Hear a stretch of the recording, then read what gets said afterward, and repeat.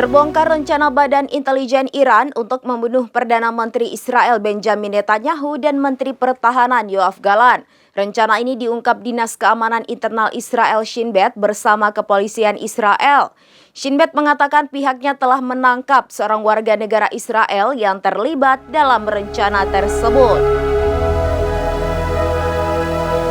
Terbongkar rencana Badan Intelijen Iran untuk membunuh Perdana Menteri Israel Benjamin Netanyahu dan Menteri Pertahanan Yoav Gallant.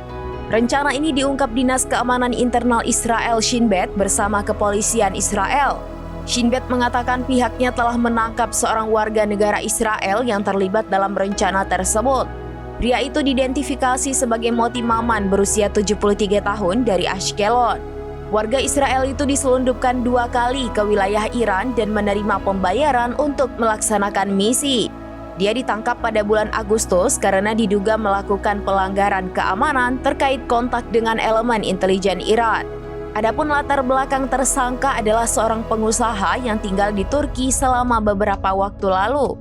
Dia menjalin hubungan bisnis dan sosial dengan orang-orang asal Turki dan Iran. Berdasarkan penyelidikan, Moti Maman bertemu seorang agen Iran untuk berbicara soal rencananya pada Mei.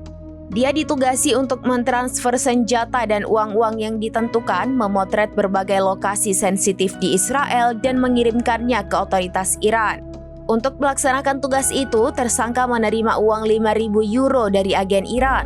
Atas perbuatannya tersebut, Moti Maman didakwa pada Kamis 19 September 2024.